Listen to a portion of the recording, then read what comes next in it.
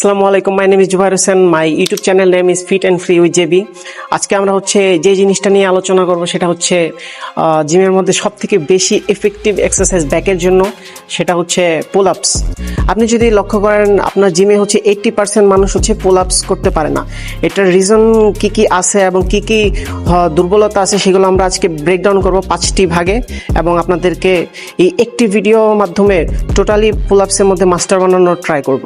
Perfectly পুল আপস করার জন্য আমাদের যে কটা জিনিস মাথায় রাখতে হবে তার মধ্যে একটি হচ্ছে Australian pull ups, the second one is dead hang, and the third one is scapular reaction, fourth one is grip, and last negative pull ups. And পুল আপস করার জন্য আরও অল্টারনেটিভ কিছু এক্সারসাইজ আছে যেগুলো আমাদের রেগুলারলি করতে হবে, তাহলে আপনি 0 to 100 ইজিলি অ্যাচিভ করতে পারবেন। অস্ট্রেলিয়া পুল আপের জন্য সবার আগে আপনাকে একটা নিচু লেভেলের বার সেট করতে হবে। এটা হতে পারে সুইফট মেশিন অথবা যে কোনো একটা নিচু লেভেলের বার ইউজ করতে পারেন আপনি। আপনার জিমে যদি সুইফট মেশিন থাকে তাহলে আপনি সুইফট মেশিনের বারটাকে একদম এরকম লেভেলের লোয়ার লেভেলে সেট করে নিতে পারেন, এবং আপনি আপনার শোল্ডার গ্রিপ থেকে একটু ওয়াইড ধরে আপনার লেগস স্ট্রেটলি দেন আপনার ব্যাক মাসলকে হিট করতে থাকবেন আপনার নিজের মাধ্যমে। 1 2 3। নেক্সট স্টেপটি ডেড হ্যাং। এখানে আপনি বারের মধ্যে অ্যাটলিস্ট 20 সেকেন্ড ঝোলার চেষ্টা করবেন। এতে করে আপনার গ্রিপ স্ট্রেন্থ খুব ভালো হয়ে যাবে, যাতে আপনি পরে আপনার বডিকে পুল করতে পারবেন।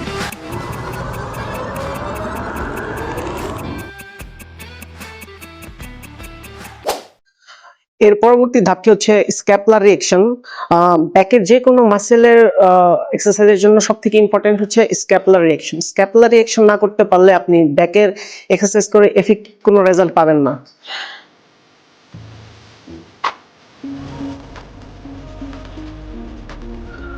পুল আপস ফিল করার অন্যতম একটা বড় কারণ গ্রিপ। আপনাকে পুল আপস করার জন্য অবশ্যই পারফেক্টলি একটা গ্রিপ চুজ করতে হবে, এবং আমরা নর্মালি যারা বিগিনার লেভেলে পুল আপস করি তারা নর্মালি স্ট্রেট গ্রিপটা ধরি, ঠিক আছে? তো এইভাবে স্ট্রেট গ্রিপ না ধরে যাতে আমাদের গ্রিপটা আরো স্ট্রং হয় তার জন্য আমরা ধরবো ওভারহ্যান্ড গ্রিপ। আমি বারটার মাধ্যমে বুঝাইতেছি। আমরা যদি নর্মালি এইভাবে গ্রিপটা ধরি তাহলে আমাদের বডি ওয়েটের কারণে ধীরে ধীরে এই গ্রিপটা ফল করবে, ছুটে যাবে, এবং আমরা যদি এই গ্রিপটাকে ওভারহ্যান্ড গ্রিপ হিসাবে ধরি তাহলে আমাদের ফল করার চান্স অনেক কমে যাবে।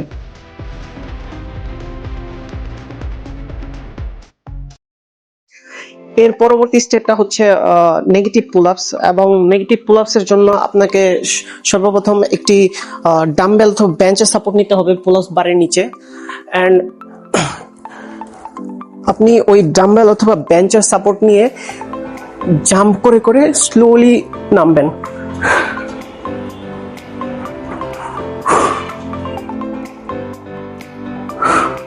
ফুল কন্ট্রোল, জাম্প।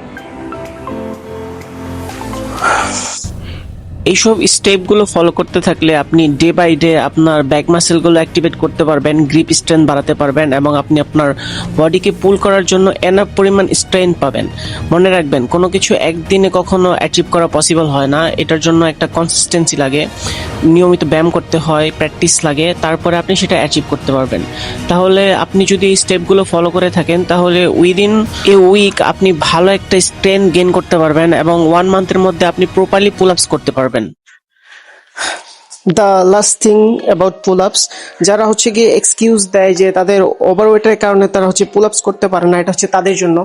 আমার body weight 71 KG, and extra আরো 2টা 10 কেজি প্লেট নিয়ে এখন আমরা পুল আপস করে তাহলে দেখাইতেছি যে এটা ট্রু না।